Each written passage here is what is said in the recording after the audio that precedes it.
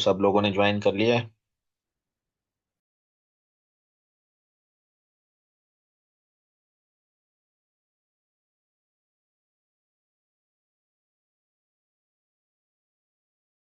सर्दी बहुत ज्यादा है। आप लोगों के इलाके में कैसी सर्दी हो रही है?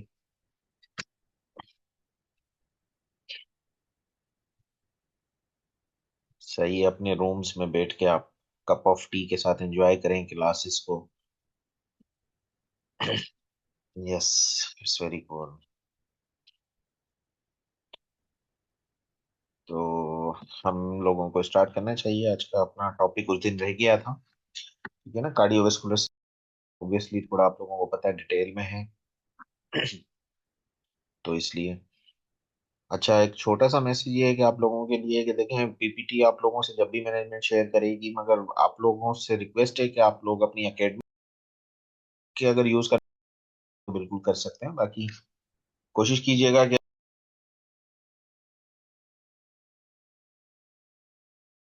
स्टूडेंट्स को देखें ना, आप लोगों ने तो पे भी किया है।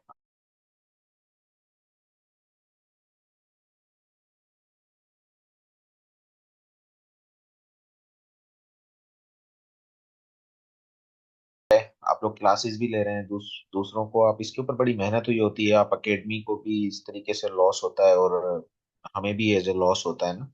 बड़ी इसके ऊपर मेहनत हुई होती है। तो आप लोगों से यही रिक्वेस्ट है कि आप फिर किसी और को डिस्ट्रीब्यूट नहीं कीजिएगा, अपने तक रखिएगा। बाकी जो लोग इंटरेस्टेड हैं वो लोग भी कोर्सेज अटेंड करें, तो डेफिनेटली उनको भी मिल जाएगी। ठीक है ना? Okay, thank you so much. आप लोग बस इस चीज़ का ख्याल रखिएगा कि अपने कोलीग्स में डिस्ट्रीब्यूट नहीं कीजिएगा। आप लोग कहिएगा कि भाई आप लोग कोर्स अटेंड करें, हमने कोर्स अटेंड किया है प्रॉपर, देन आपको मिल जाएगी। Okay, so today we are just going to we are going to resume our class. So painless ACS पर हम लोग पहुंचे थे। I am sharing my screen.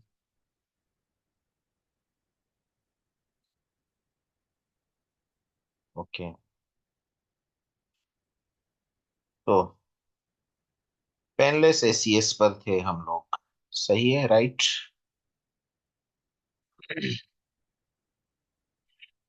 Sorry guys, मेरा भी गला थोड़ा सर्दी की वजह से खराब है आज।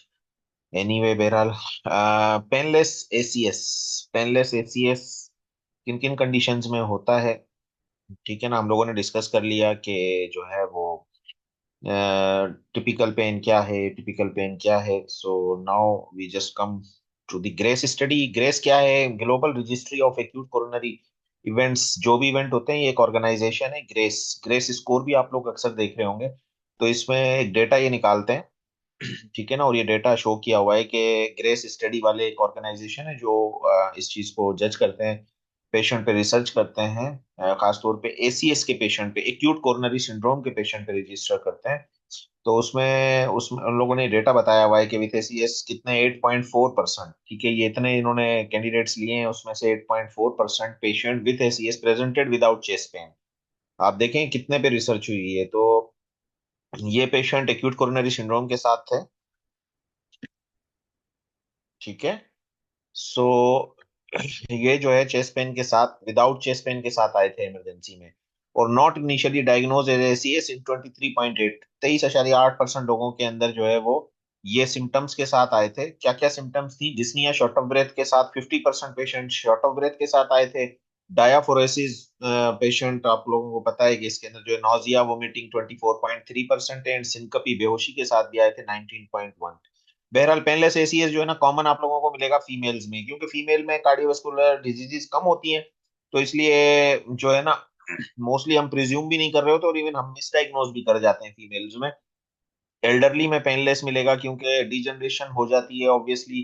नर्वस सिस्टम की बहुत सारी नर्व्स की डिजनरेशन चल रही होती है, तो इस वजह से जो है वो एल्डरली में भी पेनलेस होता है। डायबिटिक पेशेंट में तो आप लोगों ने सुना होगा साइलेंट अटैक आ गया, बड़ा कॉमन है, ठीक है ना। तो साइलेंट अटैक का मकसद यही होता है कि this is a painless MI. ठीक है, अब कार्डियक रिस्क फैक्टर्स पे आ जाते हैं। देखें आप, हम सब लोग जो है ना वो मेडिकल से ही ये रिस्क फैक्टर्स पढ़ रहे हैं कि कार्डियक रिस्क फैक्टर्स क्या हैं। स्मोकिंग मोस्ट कॉमन है, diabetes, hypertension, hyperlipidaemia, family history, non ischaemic heart disease. Male, male एक खुद एक जो है ना, मेल्स के अंदर क्योंकि कार्डियोवास्कुलर डिजीज ज्यादा कॉमन है, इसलिए male is also itself a risk factor. So age more than 40। ज्यादातर अब तो खैर बहुत सारे केसेस हम लोग आजकल देख रहे हैं कि जो यंग एज के अंदर भी प्रेजेंट हो रहे हैं, लेकिन उनमें स्मोकिंग की एसोसिएशन ज्यादा हमें मिल रही है। तो एनीवे ज्यादातर, लेकिन आप लोगों को केसेस जो आप लोगों को प्रिज्यूम डिफरेंशियल डायग्नोसिस बनानी है वो एज मोर देन 40 पे ही रखनी है। Chronic cocaine use in the younger patient, देखें यंगर पेशेंट में कोई ना कोई एडिक्शन हम लोगों को मिल रही है, तब यंग पेशेंट्स हमें जो है ना एमआई के साथ, मायोकार्डियल इंफार्क्शन के साथ, हार्ट अटैक के साथ प्रेजेंट करते हैं। या तो वो स्मोकर होते हैं या वो कोकेन यूजर या एडिक्टेड होते हैं। लेस नोन रिस्क फैक्टर में आपको ये कनेक्टिव टिश्यू डिसऑर्डर्स हैं, आपका एसएलई आ गया, रूमेटॉइड डिजीज है, एशियन है। एशियन पॉपुलेशन खुद जो है ना ये भी एक कार्डियोवास्कुलर रिस्क फैक्टर्स हैं। India, Pakistan, Bangladesh, cardiovascular system disease ज्यादा कॉमन है हमारे पास। और देख लें प्रोथ्रोम्बोटिक डिजीज, कोकेन का यूज, ये भी रिस्क फैक्टर्स हैं मेरा। अच्छा ये देखें, ये बड़ा एक इंपॉर्टेंट पॉइंट है। आई डोंट नो आप लोगों ने ईसीजी तो आप सब लोगों को बेसिक आती है या नहीं। आप लोग डेफिनेटली डॉक्टर प्लेस अकेडमी के डिफरेंट कोर्सेज हो रहे हैं, सो आप लोगों को आइडिया होगा। एनीवे अगर आइडिया नहीं है तो मैं थोड़ा बहुत बता देता हूँ आपको। प्रोवाइड्स, देखें ना, ईसीजी सबसे पहले इंपॉर्टेंट है। गाइडलाइन कहती है कि किसी भी पेशेंट को अगर चेस्ट पेन है, ठीक है, या इवन चेस्ट पेन नहीं है, अभी मैंने बताया कि पेशेंट आपको नोजिया वोमिटिंग के साथ भी प्रेजेंट कर सकता है, पेनलेस एसीएस भी हो सकता है, तो उसमें क्या होगा, आप लोगों को ईसीजी करानी है विद इन 10 मिनट्स। ठीक है ना, गाइडलाइन कहती है 10 मिनट्स में आप ईसीजी कराएं पेशेंट की। क्या करेगा, documentary evidence of cardiac ischaemia और इन्फेक्शन व्हेन पॉजिटिव, ईसीजी पे आपको चेंजेस होगी। लेकिन अगर किसी की नॉर्मल ईसीजी आ जाती है, ये बड़ा इंपॉर्टेंट है। ठीक है, ये देख रहे हैं आप, ये ईसीजी नॉर्मल है, तो इसमें नॉर्मल ईसीजी, इसमें टू थम्स अप साइन होते हैं। नॉर्मल का क्या मतलब है, देखें कोई एक्सिस डेविएशन नहीं है, हम इसमें रेट रिदम एक्सिस डेविएशन देखते हैं। तो ये देखें आप, वन थम, टू थम, वन और टू लीड में टू थम साइन है, पॉजिटिव है, कोई एक्सिस डेविएशन नहीं है। कोई एसटी एलिवेशन आप लोगों को नजर नहीं आ रही है। आइसो इलेक्ट्रिक लाइन में अगर आप देखेंगे तो ये पी वेव है, पी वेव आप देखेंगे तो आइसो इलेक्ट्रिक में या जे पॉइंट से जो एसटी एलिवेशन होती है वो भी कुछ नहीं है। तो this is a normal ECG. Okay, so a normal ECG does not exclude an acute MI. ये एक इंपॉर्टेंट है कि अगर आपकी नॉर्मल ईसीजी आ गई, पेशेंट आपको सिम्टम्स लग रही हैं, तो स्टिल आप लोगों को ये मतलब नहीं है कि बस ईसीजी नॉर्मल आ गई तो आपको एक्यूट अटैक नहीं है या कुछ नहीं है। ठीक है ना, तो normal in 50% initially who are later diagnose as having an MI. आप देखें 50% इंडिविजुअल में नॉर्मल मिल सकती है आपको इनिशियली, शुरू में, क्योंकि कई बार जो है ना चेंजेस आपको लेट मिलती हैं। तो इसमें इनिशियली आपको नॉर्मल ईसीजी मिल सकती है, और जब तक इवॉल्व हो रहा होता है एमआई, तो एमआई इवॉल्व के अंदर टाइम लेता है, याद रखें। ठीक है, तो ईसीजी आपने जल्दी करा ली, पेशेंट को शुरू में नहीं है, देन हम ऐसे पेशेंट्स के अंदर सीरियल ईसीजीज करते हैं कि हाफ एन आवर, कलाक, 1 घंटे के बाद हम फिर जो है दोबारा एक ईसीजी करेंगे, ताकि कोई अगर ईसीजी चेंजेस इवॉल्व हो रही है, मायोकार्डियल इस्कीमिया है, तो हमें वो डिटेक्ट हो जाए। एनीवे अब ये देखें, ये ईसीजी है, इसमें एमआई है। ठीक है, इसमें एमआई है। कौन सा एमआई है, बताएं, आप लोगों को जज कर सकते हैं, बताएं कौन सा MI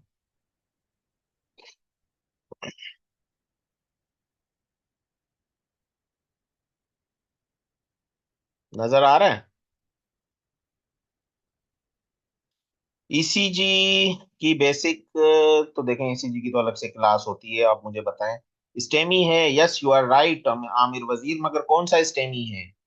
yes, inferior wall MI, किसने बताया, बहुत सही है, जबरदस्त। देखें, अच्छा ये देखें ना, जे पॉइंट है ना, ये देखें एस टी उठ रही है यहाँ से। ठीक है, ये 2 3 एवीएफ, 3 लीड्स होती है इंफीरियर में, तो 2 पे भी एसटी एलिवेशन है, 3 पे भी एलिवेशन है, एवीएफ पे भी एलिवेशन है, देख रहे हैं आप, तो 2 3 एवीएफ। ठीक है, तो ये इंफीरियर वॉल एमआई है। लेकिन और ये देखें यहाँ पर और अलग इन्होंने क्लियर कर दिया है, ये टू की लीड टू को देखें आप, ये एसटी एलिवेशन है, यहाँ से एसटी उठ गई है आप, ये जे पॉइंट था आपका, जे पॉइंट से एसटी एलिवेशन, तो this is N STEMI. ST segment elevation तो है, बट कौन सी है, ऑब्वियसली अब हमें पता है 2 3 एवीएफ में इंफीरियर वॉल एमआई होता है, वी 1 से वी 2 वी 3 के अंदर हमारा इंटीरियर वॉल एमआई होता है, वन और एवीएल में हमारा लेटरल वॉल एमआई होता है, सेप्टल एमआई भी कहते हैं उसको। तो ये तो मेरा एक अलग टॉपिक है, अलग चैप्टर है। ठीक है ना, ये तो आप लोगों को अलग से कोर्स अटेंड करना पड़ेगा अगर ईसीजी का पढ़ना है तो। लेकिन मैं आप लोगों को बहरहाल, क्योंकि हम कार्डियो डिस्कस कर रहे हैं, एमआई डिस्कस कर रहे हैं, तो मैं आप लोगों को बेसिक जो है वो बता सकता हूँ। ठीक है ना, एसटी डिप्रेशन क्या है, अच्छा, डायनामिक टी वेव इन्वर्जन क्या है। ठीक है ना, इंपॉर्टेंट ये है। अच्छा जस्ट ए मिनट, एक इमरजेंसी कॉल है, पता नहीं क्या मसला है, आई डोंट नो, इतनी कॉल्स कर रहे हैं, कोई पेशेंट है आई थिंक। एनीवे बहरहाल जस्ट लीव इट, अगर दोबारा आता है तो सॉरी, मैं आप लोगों को इंटरप्ट करूंगा। ठीक है, एनीवे बहरहाल। अच्छा ये देखें, एसटी सेगमेंट जो है ना, एसटी सेगमेंट डिप्रेशन, ठीक है, ये आप अब यहाँ पे चेक करें, यहाँ पर V1 V2 V3, ठीक है ना, V4 V5 में देख रहे हैं आप, ये एसटी डिप्रेशन है। ये जे पॉइंट आपका ऊपर आ गया है और यहाँ से ही जे पॉइंट एलिवेट नहीं है, डिप्रेशन है ये, this is the depression, this is the depression. ये देखें आप, एंटीरियर लीड्स, कौन सी एंटीरियर लीड्स होती हैं, कौन सी चेस्ट लीड्स होती हैं, कौन सी इंफीरियर लीड्स होती हैं, देखें ये तो बेसिक होता है, ठीक है ना। आप 2 3 AVF आपकी आ गई, लिम्ब लीड्स कौन सी है इसमें, चेस्ट लीड्स कौन सी है, ये एक इंपॉर्टेंट है, ठीक है, ये ईसीजी की बेसिक्स हैं। तो V1 और V2 V3 आपकी चेस्ट लीड्स आ गई। चेस्ट लीड्स में अगर आप देखेंगे तो यहाँ पे आपको बहुत ही क्लियर मिल रहा है कि एसटी सेगमेंट डिप्रेशन है, ठीक है ना, यहाँ पर तो जरूरी नहीं है एसटी एलिवेशन एमआई हो, एसटी डिप्रेशन एमआई भी होता है, ठीक है। अच्छा, न्यू एलएलबी, एलबीबी, एलबीबी क्या है, लेफ्ट बंडल ब्रांच ब्लॉक। अब ये देखें, एलबीबी, विलियम और मेरो का फार्मूला याद है जब हम लोग एमबीबीएस में भी पढ़ते हैं, विलियम और मेरो। आरबीबी होता है राइट बंडल ब्रांच ब्लॉक, एक होता है लेफ्ट बंडल ब्रांच ब्लॉक, ठीक है। लेफ्ट बंडल ब्रांच ब्लॉक में क्या है, ये डब्ल्यू आ गया, विलियम, विलियम डब्ल्यू से देख लें, ये this is a W pattern, देख रहे हैं आप, यहाँ पे आर वेव है ही नहीं, यहाँ पर भी आर वेव है ही नहीं, यहाँ पे आर वेव आनी चाहिए थी मगर है ही नहीं है। और देख रहे हैं क्यू आर एस थोड़ा सा यहाँ पर वाइड है, ठीक है, क्यू आर एस आपका वाइड है, ये देख रहे हैं wide Q R S, W pattern, ये this is your W pattern William, तो this is your LBB. RBB में क्या होगा, आरबीबी में आपका जो है वो आर वेव यहाँ से ऊपर जाएगी, तो यहाँ पे आपको आर वेव मिलेगी और मेरो एम मिलेगा, एम पैटर्न, मेरो एम, एम का जो मेरो है ना वो आप एम उठाएंगे वो ऐसे मिलेगा आपको, ठीक है। ये आपको डब्ल्यू पैटर्न मिल रहा है, तो बहरहाल ये भी एम आई के इक्वलेंट है। न्यू एलबीबी अगर आप लोगों को पेशेंट की ईसीजी में मिल जाए, प्रीवियस ईसीजी आप लोगों ने देखी, उसके बाद एक ईसीजी में ये देखा कि एलबीबी है, तो ये तो लेफ्ट बंडल ब्रांच ब्लॉक है, तो this is an acute M I. Anyway बहरहाल, कार्डियक एंजाइम्स क्या क्या हैं, कौन कौन से एंजाइम्स होते हैं, देखें, मायोग्लोबिन है, सीकेएमबी है, ट्रोपोनिन आई, ट्रोपोनिन आई, ट्रोपोनिन आई और ट्रोपोनिन आई, इस पे ज्यादा फोकस करें आप लोग, क्योंकि जो भी इमरजेंसी में काम करता है या हम लोग काम करते हैं, हम लोग ज्यादातर जो प्रेफर कर रहे होते हैं वो हम ट्रोपाई ट्रोपाई ट्रोपाई, ठीक है ना। कोई भी पेशेंट चेस्ट पेन के साथ आएगा आपको ट्रोपाई मिलेगा। अच्छा, हमारे पास तो एनआईसीवीडी में हाई सेंसिटिव ट्रोपाई आ गया है, और तो मुझे नहीं पता बाकी हॉस्पिटल्स की क्या सिचुएशन है, मगर कार्डियो के हॉस्पिटल्स में high sensitive HS, high sensitive troponin होता है, वो ज्यादा स्पेसिफिक होता है और मोस्ट सेंसिटिव होता है। और आप देख सकते हैं तीनों के कंपैरिजन में ना, मायोग्लोबिन भी है high sensitivity but poor specificity, ठीक है, मायोग्लोबिन भी रेज होता है, CKMB भी है less sensitivity and specificity, right. So most specific और मोस्ट सेंसिटिव आपका ट्रोपा है। कौन कौन से आर्स में कौन कौन सा एंजाइम है जो कि बढ़ जाता है, 1 घंटे में आपका ये हो जाता है। अच्छा, ये हम तकरीबन चेस्ट पेन की हिस्ट्री लेते हैं 3 to 6 आवर्स, ट्रोपाई में हम मोस्टली हिस्ट्री ले रहे होते हैं कि अगर आपको चेस्ट पेन 3 से 6 घंटे में हुआ है तो फिर हम ट्रोपाई करा लेते हैं। उससे पहले अगर आप बहुत जल्दी कराएंगे, 1 घंटे का चेस्ट पेन है, तो ये निगेटिव आ जाएगा आपका ट्रोपोनिन, ये मैं बता दूं, ठीक है। अच्छा, पीक कब करेगा, ये देखें, ये 18 से 24 घंटे में पीक पे जाएगा, ये 24 घंटे में पीक पे जाएगा, और ये 4 से 12 घंटे, ठीक है, रिमेन सिडिवेटेड। अच्छा, ये बड़ा इंपॉर्टेंट है, ट्रोप आए आपने एक दफा करा लिया, फिर हम 2 सेट कराते हैं नॉर्मली। पहला सेट अगर हमारा लेट सपोज 0.5 आ गया, तो सेकंड सेट हम फिर वापसी जो है वो कराएंगे उसका, कुछ देर के बाद, कुछ घंटों के बाद हम स्टाफ को कहते हैं कि इसका सेकंड सेट ऑफ ट्रोपोनिन भेज दें आप। तो वो फिर उससे रेज अगर आता है तो मीन्स ये राइजिंग पैटर्न है, पेशेंट का जो है वो एलिवेट होगा। लेकिन फिर 2 दफा आपने करा लिया तो फिर 15 दिन तक तो ये एलिवेट रहेगा, फिर बार बार ट्रोपोनिन कराने का कोई फायदा नहीं है अगर आपने डायग्नोस कर लिया पेशेंट को, क्योंकि 10 to 14 डेज तो ये फिर बड़ा हुआ ही रहेगा, ठीक है।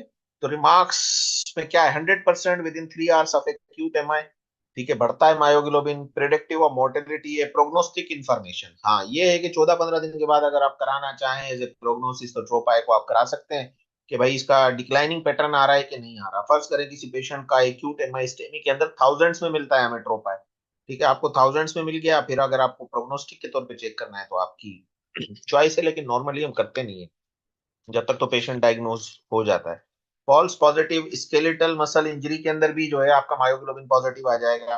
ऊपर ही वो बता रहा है कि ये हाई सेंसिटिव जरूर है बट स्पेसिफिक नहीं है कार्डियक, तो ये skeletal muscle injury, heavy alcoholic K अंदर भी पॉजिटिव आ सकता है, renal failure and shock states के अंदर भी पॉजिटिव आ सकता है मायोग्लोबिन। तो मायोग्लोबिन आपका स्पेसिफिसिटी लेक करता है, दैट्स व्हाई, ठीक है। सीकेएमबी आइसोजाइम जो है वो एक्सरसाइज ट्रोमा, ठीक है ना, मसल डिजीज, मसल्स की बहुत सारी डिजीज होती हैं, डुचेन्स मस्कुलर डिस्ट्रोफी है, ठीक है ना, तो उनके अंदर भी ये रेयर हो सकता है, पल्मोनरी एम्बोलिज्म में भी आपको मिल सकता है। ठीक है। अच्छा, ट्रोपाई भी जो है ना, स्पेसिफिक जरूर है और सेंसिटिव है, मगर और भी बहुत सारी कंडीशन है जिनमें ट्रोपाई आपको बढ़ा हुआ मिल सकता है। लाइक रीनल फेलियर के पेशेंट में मिल सकता है, पल्मोनरी एडिमा के पेशेंट्स में मिल सकता है आपको। ठीक है। तो ट्रोपाई हम कराते जरूर है, लेकिन दूसरे कॉजेज भी आप लोगों को देखने पड़ेंगे।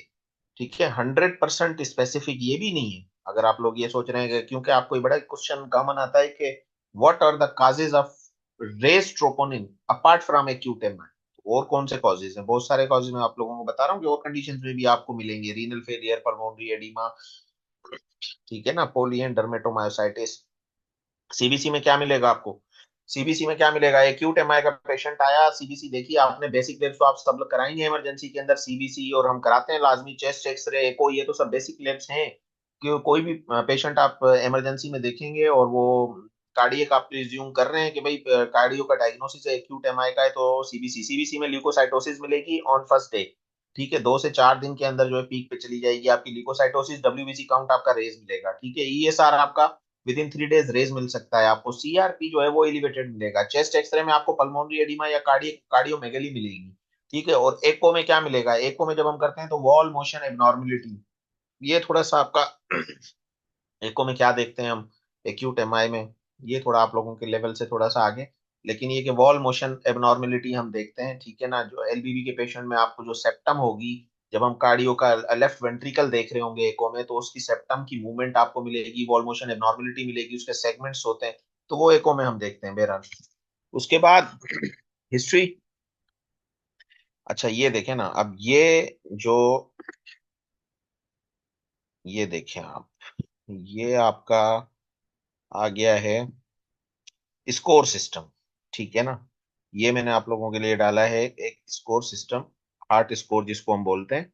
ठीक है। क्या क्या चीजें आप देखेंगे इसके अंदर, क्या सिस्टम है? हिस्ट्री बड़ी इंपॉर्टेंट है। हाईली सस्पिशियस 2 पॉइंट दे दें, ठीक है ना। मॉडरेट सस्पिशियस 1 पॉइंट दे दें, स्लाइटली या नॉन सस्पिशियस 0 पॉइंट दे दें। ठीक है। तो ये ईसीजी में चेंजेस देखनी है, हिस्ट्री इंपॉर्टेंट है, कहानी हिस्ट्री से शुरू होगी। बार बार मैं आप लोगों को बता रहा हूँ कि history is important in acute MI. As देखें, 65 साल है, 45 से 65 के बीच में है, तो 1 पॉइंट दे दें। स्कोर सिस्टम आप लोगों को बनाना पड़ेगा। ठीक है। ये हार्ट स्कोर है। ओके। सो क्या शो करता है? रिस्क फैक्टर्स देख लें पेशेंट के, डायबिटिक है, करंट और रिसेंट है। देखें ट्रोपोनिन लेवल, ट्रोपोनिन लेवल कह रहा है कि अगर नॉर्मल लेवल से मोर देन 3 आपको बढ़े हुए मिले तो आप उसको 2 पॉइंट दे दें। और अगर 1 से 3 आपको जो है गुना, 1 to 3, एक से ज्यादा मिल रहा है, 3 से कम है, और नॉर्मल लिमिट की अपर लिमिट में मिल रहा है, तो 1 पॉइंट दे दें। और अगर नॉर्मल लिमिट है आपकी तो 0 पॉइंट दे दें। ठीक है। तो ये this is a heart score system, emergency में हम लोग अप्लाई करते हैं। ठीक है। डायबिटिक, करंट और रिसेंट एविडेंस आपको मिल रहा है, स्मोकर है, हाइपरटेंसिव है, हाइपरलिपिडीमिया, रिस्क फैक्टर्स तो वही है। स्कोर 0 से 3 तक जो है 2.5 major adverse cardiovascular effect over next 6 weeks. देखें ये हार्ट स्कोर या ये हमें क्या बताता है, ये चीजें, क्या क्या चीजें आप हार्ट स्कोर में चेक करेंगे? जल्दी से एक चेकलिस्ट बना लें, history, ECG, age, risk factors and troponin. ठीक है। ये आपको जो है वो 5 फैक्टर्स आपको चेक करने हैं, लेट सपोज। ठीक है। 5 फैक्टर्स आप लोग याद कर लें, कहाँ हमें 2 पॉइंट देने हैं, कहाँ हमें 1 पॉइंट देना है, कहाँ जीरो। अब पॉइंट आपने सारों को, एक पेशेंट को असेस कर लिया आप लोगों ने और उसका स्कोर सिस्टम आपने बना लिया, 0 से 3 के बीच आ रहा है, तो उसका 6 हफ्तों के अंदर जो है वो रिस्क फैक्टर जो है वो 2.5% है। ठीक है। उसके जो कार्डियक इवेंट्स का रिस्क फैक्टर है वो 2.5% है, बहुत कम है। आप क्या करेंगे? इस पेशेंट को डिस्चार्ज करें। आप डिस्चार्ज कर सकते हैं, ये बड़ा इंपॉर्टेंट है। कार्डियो पेशेंट का को एडमिट रखना है या डिस्चार्ज करना है, ये एक बहुत बड़ा इंपॉर्टेंट फैसला है, उसके लिए ये स्कोर सिस्टम यूज होता है। ठीक है। कार्डियो में 4 to 6 अगर किसी का आ रहा है तो 20.3% ओवर नेक्स्ट 6 वीक्स, उसका 20% रिस्क है। अब देखें, एडमिट करना पड़ेगा इस पेशेंट को आपको फॉर क्लिनिकल ऑब्जर्वेशन। ठीक है ना। एक पेशेंट आपके पास इमरजेंसी में आया, चेस्ट पेन के साथ आया, एक्यूट एमआई आपने सस्पेक्ट किया। अब आप उसका रिस्क फैक्टर, आप उसका हार्ट स्कोर निकाल लें। ठीक है। बड़ा इजी है हार्ट स्कोर निकालने, मैंने आपको आगे चार्ट रख दिया है। ठीक है। 0 से 3 मना, उसका रिस्क कम है। 4 to 6 आया तो मीन्स उसका रिस्क ज्यादा है, आपको एडमिट करना पड़ेगा इस पेशेंट को। बहुत सारे हमारे पास ईआर में रिसोर्सेज कम है, आप लोगों को पता है, और हम लोग क्या कर सकते हैं कि पेशेंट को जो है हमें डिस्चार्ज करना पड़ जाता है, बेड खाली कराने पड़ते हैं, मोर सीरियस पेशेंट डिजर्व कर रहे होते हैं। तो आप किस चीज पे फैसला करेंगे कि either this patient should go to home और नॉट। ठीक है, तो वो आपके लिए सिस्टम बड़ा इंपॉर्टेंट है। अब देखें स्कोर 7 to 10 आ गया है, 72.7% है। 6 हफ्ते के अंदर इसको बहुत सारा मतलब मेजर एडवर्स कार्डियोवेस्कुलर इवेंट्स होने के चांसेस 72% है। तो यहाँ पर पेशेंट तो आपका बहुत हाई रिस्क पेशेंट हो गया है। इस पेशेंट को फौरी तौर पे कैथ लैब आप शिफ्ट करेंगे। कार्डियो में तो कैथ लैब जो लोग काम करते हैं उनको पता होगा। एंजियोग्राफी या एंजियोप्लास्टी जो हम करते हैं, ठीक है ना, तो उसके अंदर हम ये ऐसा ये हाई रिस्क पेशेंट है, इस पेशेंट को आप डायरेक्ट कैथ लैब से बात करेंगे। इमरजेंसी से हम लोगों को कोऑर्डिनेट करना पड़ता है, आपको पता है हमारा पूरा टीम वर्क होता है। आप फौरी तौर पे कैथ लैब कॉल करेंगे कि वी हैव ए पेशेंट जिसका हार्ट स्कोर 7 to 10 है, 72.7% उसका, जाहिर बात है इतना हाई रिस्क है, तो दिस काइंडली कंसीडर करें इसको अर्ली इन्वेजिव के लिए। फिर वो वहां से विजिट करेंगे। तो ये मेरा एक बड़ा इंपॉर्टेंट स्कोर सिस्टम है। ठीक है। अच्छा देखें, acute coronary artery disease, coronary acute coronary syndrome के लें या केड के लें, CAD कोरोनरी आर्टरी डिजीज आप लोगों को बड़ी कॉमन मिलेगी। ठीक है ना, तो क्या होती है क्या नहीं होती है, एक इंपॉर्टेंट है। देखें एक्यूट कोरोनरी सिंड्रोम या एक्यूट कोरोनरी आर्टरी या coronary artery disease, ACS, ACS simply हम कहते हैं। तो वो आप सिंपल उसको 3 कैटेगरीज में डिवाइड कर सकते हैं। ठीक है, एक तो आपका आ गया, पहले आप उसको चलें 2 कैटेगरी में डिवाइड कर लें। ठीक है, एक एंजाइना हो गया, एक जो है एंजाइना फर्दर आपका जो है फिर अनस्टेबल एंजाइना में डिवाइड हो जाता है, और एक आप जो है उसको ST सेगमेंट इलिवेशन MI या non ST segment elevation MI में डिवाइड कर लें। बहरहाल 3 चीजों को मिलाकर हम एक्यूट कोरोनरी सिंड्रोम कहते हैं। वो 3 चीजें क्या हैं? STEMI, non STEMI and unstable angina. ठीक है, 3 चीजें मिलके क्या बनाती हैं? कोरोनरी, एक्यूट कोरोनरी सिंड्रोम या एक्यूट कोरोनरी आर्टरी डिजीज आप जिसको कहें। 3 चीजें आएंगी, STEMI, non STEMI, unstable angina. क्या फर्क है तीनों में? तीनों का डिफरेंस है। एंजाइना लेस देन 10 मिनट का ड्यूरेशन होगा, unstable angina more than 10 minute से चलेगा, और एन स्टेमी अगर होगा तो 20 मिनट से ज्यादा। स्टेमी और नॉन स्टेमी को तो आगे आपको डिफरेंशिएट करना पड़ेगा, लेकिन चेस्ट पेन का ड्यूरेशन मोर देन 20 मिनट्स मिलेगा स्टेमी या नॉन स्टेमी में। दोनों ईसीजी मैंने आप लोगों से शेयर किए हैं। एक ईसीजी मैंने आप लोगों को दिखाई जिसमें डिप्रेशन थे, तो उसको हम एन, ज्यादातर वो पेशेंट निकलते हैं non ST segment elevation MI हम उसको कहते हैं वहां पे, क्योंकि आपको ST इलिवेशन तो नहीं मिली। तो this is a non ST segment elevation MI। और एक में मैंने आपको J पॉइंट से ST एलिवेशन दिखाई इंफीरियर वॉल MI में, जिसको ST सेगमेंट एलिवेशन MI हम कहते हैं। तो दोनों में पेन का डिफरेंस नहीं है। यहाँ पे डिफरेंस आएगा, एंजाइना में आपको ECG में ST और T वेव नॉर्मल मिलेंगी। ठीक है, कार्डियक एंजाइम्स आपको निगेटिव मिलेंगे। ये डिफरेंशिएटिंग पॉइंट है between angina, unstable angina, NSTEMI and STEMI में। ठीक है, यहाँ पर चेंजेस मिल सकती हैं आपको अनस्टेबल एंजाइना में, पर स्टिल जरूरी नहीं है कि आपको जो है वो चेंजेस मिले। ठीक है, और कार्डियक एंजाइम इसमें भी निगेटिव आएंगे। तो एंजाइना में कार्डियक एंजाइम्स, चाहे एंजाइना नॉर्मल एंजाइना हो या अनस्टेबल एंजाइना हो या स्टेबल एंजाइना हो, उसमें कार्डियक एंजाइम्स निगेटिव होंगे। इनमें जो मेजर डिफरेंस है एंजाइना में और MI में, वो यही डिफरेंस है कि non ST segment elevation MI हो या ST सेगमेंट इलिवेशन MI हो, दोनों MI हैं। ठीक है, angina is bit different, MI is bit different. ठीक है, MI फिर जो भी होगा उसमें आपको कार्डियक एंजाइम पॉजिटिव मिलेंगे, देख सकते हैं आप। ठीक है, बहुत सारे लोग एंजाइना के साथ चल रहे होते हैं, आप लोग देखेंगे उनको भी चेस्ट पेन होता है। ठीक है, तो आपको एवेल्युएट करना है कि इनको, इनकी ECG भी नॉर्मल है, इनके कार्डियक एंजाइम्स भी। अब लेट सपोज एक पेशेंट है चेस्ट पेन के साथ आ गया आपके पास, आपने उसका देखा, रिस्क फैक्टर्स भी हैं, चीजें भी हैं, लेकिन प्रीवियसली वो आपको हिस्ट्री बता रहा है कि मुझे चेस्ट पेन होता है, और फिर जब मैं रेस्ट करता हूँ तो मेरा चेस्ट पेन सही हो जाता है, जब मैं चलता हूँ तो मुझे चलने पे पेन आता है, या मुझे शॉर्ट ऑफ ब्रेथ होता हूँ या सांस फूलता हूँ। तो आपने उसको ट्रोपोनिन एडवाइस कर दिया। ठीक है, पेशेंट क्योंकि अभी आपके पास इमरजेंसी में आया, तो आप क्या करेंगे? फौरी तौर पे चेस्ट पेन को है, रिस्क फैक्टर्स भी हैं, प्रीवियस हिस्ट्री भी बता रहा है, लेकिन कभी वो कह रहा है कि मुझे कोई MI नहीं हुआ, मैं कभी दाखिल नहीं हुआ हूँ, कभी मुझे अटैक नहीं आया, लेकिन ये तकलीफ रहती है। तो आप उसको ट्रोपोनिन कराएंगे, ट्रोपोनिन आपको निगेटिव आ गया, निगेटिव आ गया तो आप उसको लेबल कर देंगे कि भाई ये तो एंजाइना है, ये ST सेगमेंट है। उसकी ECG में भी कोई आपको डिप्रेशन नहीं मिलेंगे, उसकी ECG में भी आपको ST सेगमेंट एलिवेशन नहीं मिलेंगे। तो फिर आपको लेबल करना पड़ेगा कि वो एंजाइना है। ठीक है, यहाँ तक चीजें क्लियर हैं, समझ आ रही हैं आप लोगों को?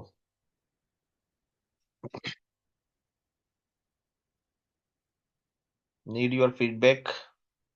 समझ आ रही है? गुड, अच्छी बात है, सही है। यस, तो अभी अब जो है देखें, ये क्लिनिकल प्रेजेंट अब कैसे पेशेंट प्रेजेंट करेगा देखिए। ये मैंने एक आपको बताया है एओर्टिक, ये ऑर्टिक डाइसेक्शन आ गया, ऑर्टिक डाइसेक्शन का टॉपिक है, ठीक है। यहाँ पर जो है ना, ये मैं शॉर्ट कर देता हूँ यहाँ से, ऊपर आप लोगों की स्क्रीन शायद शेयर हो रही है। एनीवे बहरहाल ये ऑर्टिक डाइसेक्शन है। तो more than 90% with abrupt and severe chest pain between scapula tearing और रिपिंग, टीयरिंग और रिपिंग टाइप ऑफ पेन होता है। देखें aortic dissection, this is MI अभी हमने खत्म कर लिया है, ठीक है। एक्यूट एमआई क्या है उसके आगे अभी मैनेजमेंट और सारी चीजें होंगी, लेकिन ये देखें आप क्लिनिकल प्रेजेंटेशन इंपॉर्टेंट है एओर्टिक डाइसेक्शन, क्योंकि हम चेस्ट पेन के कॉजेज पढ़ रहे हैं। तो चेस्ट पेन के कॉजेज के अंदर मैंने आप लोगों को बताया था एओर्टिक डाइसेक्शन भी है, सिर्फ एमआई नहीं होता, ठीक है ना।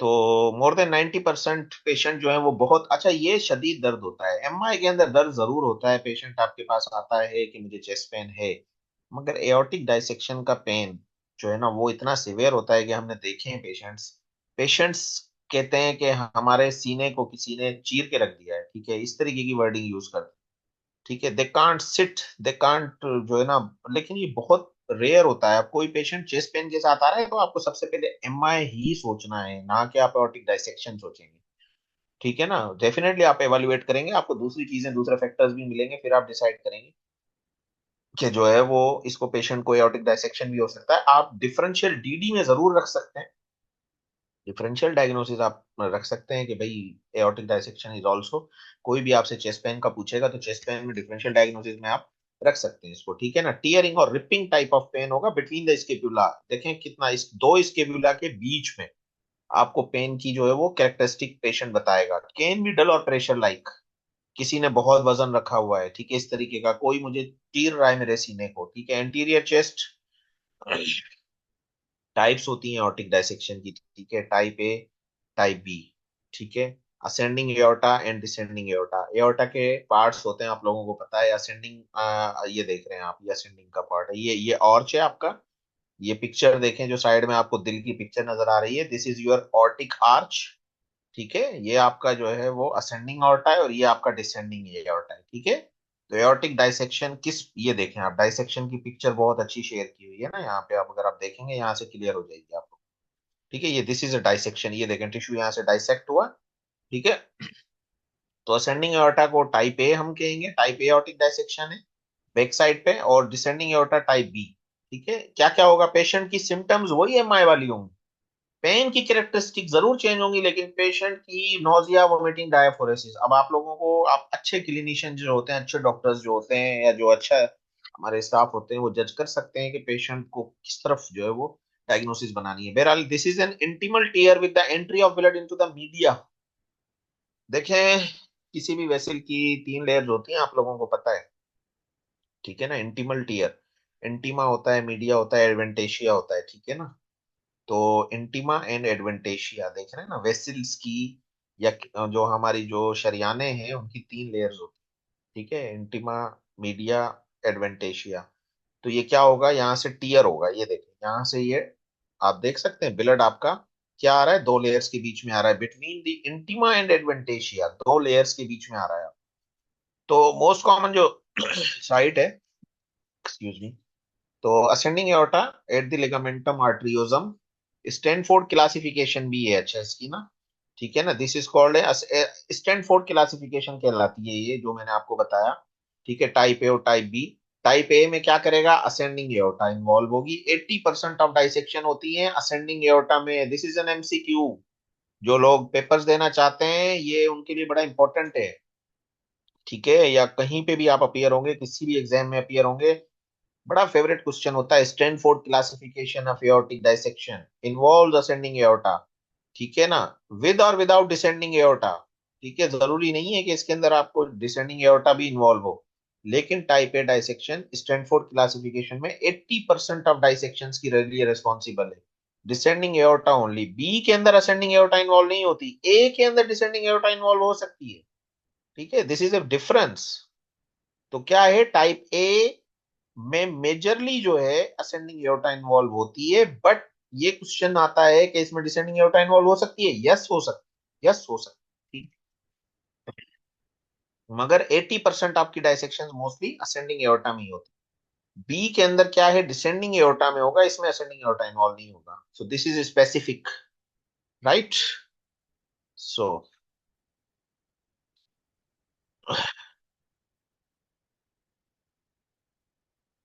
ठीक है। फिजिकल एग्जामिनेशन, फिजिकल एग्जामिनेशन पे आपको क्या क्या चीजें मिलेंगी एओर्टिक डाइसेक्शन के पेशेंट में। ठीक है, फिजिकल एग्जामिनेशन में बीपी, बीपी बहुत बड़ा क्लू है। ठीक है, दोनों आर्म्स में चेक करेंगे आप। ठीक है, दोनों आर्म्स में चेक करेंगे। सिग्निफिकेंट अगर आप लोगों को दोनों आर्म्स में मोर देन 20 mmHg डिफरेंस मिलता है तो this could be an aortic dissection, simple.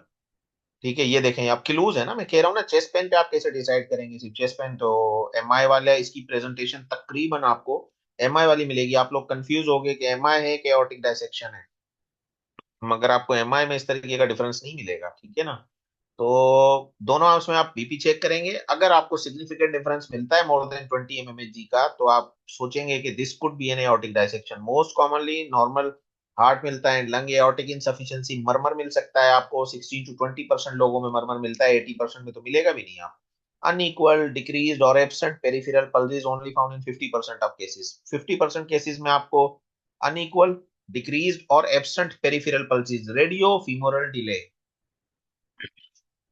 ठीक है, ये भी हम पढ़ते हैं, रेडियस की पल्स, पीपी आपको जो है रेडियल पल्स आप चेक करोगे, फीमोरल पल्स आप चेक करोगे, पेरिफेरल पल्सेस को जब आप चेक करोगे तो मे बी कि आपको एब्सेंट मिल जाए, मे बी आपको डिक्रीज मिल जाए, या अनइक्वल डिसप्रोपोर्शनेट मिले। ठीक है, तो उसका वो 50% केसेस में मिलेगी। Associated sign symptom based on the progression of dissection, carotid arteries में आपको स्ट्रोक मिल सकता है, स्पाइनल आर्टरीज में अगर हुआ तो ये पैराप्लेजिया को भी लीड कर सकता है, एब्डोमिनल ऑर्टा, ये एसोसिएटेड सिम्टम्स हैं। ठीक, क्योंकि डाइसेक्शन आपकी प्रोग्रेस करेगी तो ये सारे सिस्टम्स को इन्वॉल्व करेगी। ठीक है, laryngeal nerve compression can lead to hoarseness, tracheal compression, so basically these are the you can say complications हैं of aortic dissection.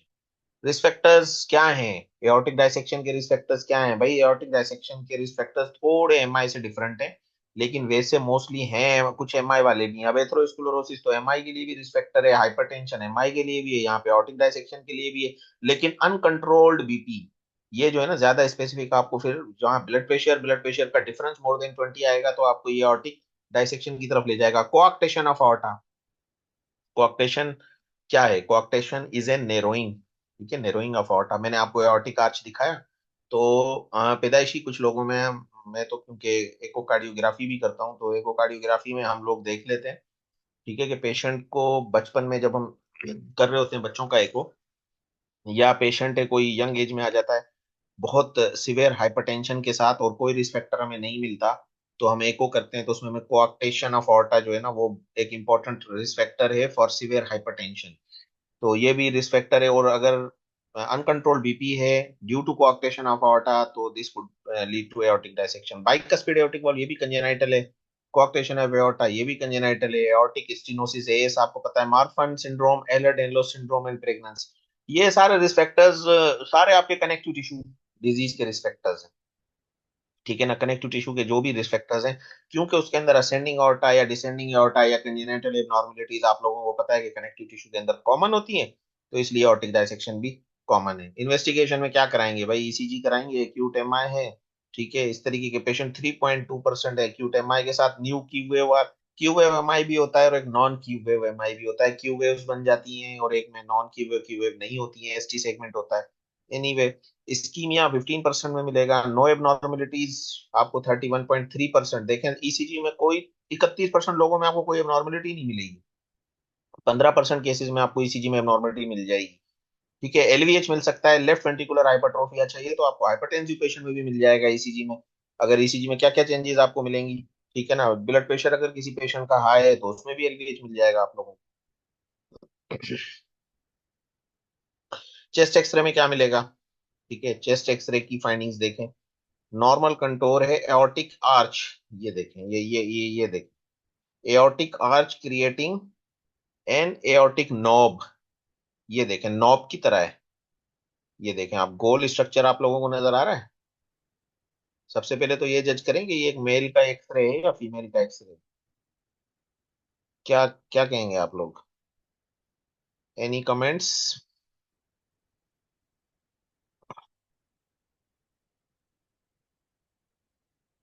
Yes, female का एक्सरे, ठीक है। तो देख सकते हैं आप, ये these are the breast shadows, ठीक है, यहाँ पे ये ब्रेस्ट शेडोज आ रहे हैं। ठीक, तो ये फीमेल का एक्सरे, सबसे पहले ये जज करना होता है किसी भी एक्सरे को देखकर। And this is your heart shadow, ये देखें यहाँ से आपका ये राइट आ गया, ये आपका लेफ्ट वेंट्रिकल आ गया, ठीक है, ये हार्ट शेडो है। तो नॉर्मल एपी विंडो और angle between the aorta and pulmonary artery where.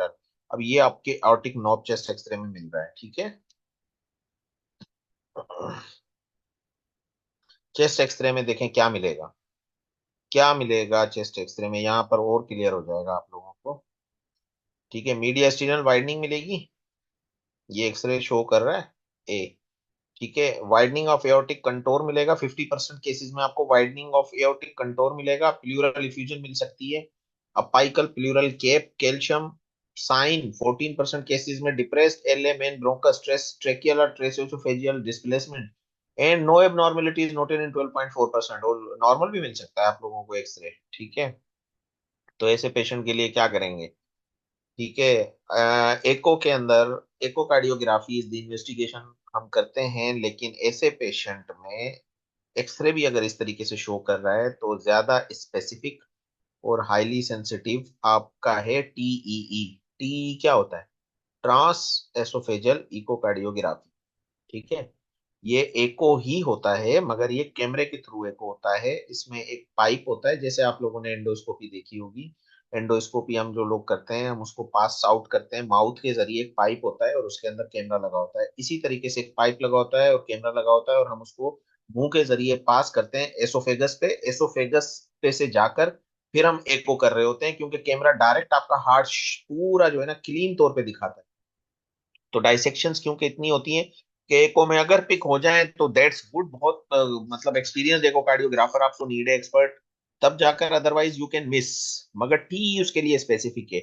इसको हम ट्रांस एसोफेजियल इको कहते हैं, उसको हम ट्रांस थोरेसिक इको कार्डियोग्राफी कहते हैं। एक होता है टीटीई, जिसको हम नॉर्मल एको को कहते हैं टीटीई, और ये होता है टीई कैमरे वाला एको, ठीक है। एओर्टिक एंजियोग्राफी भी हम करते हैं, सिटी स्कैन और MRI, these are your investigations of choice for. अच्छा,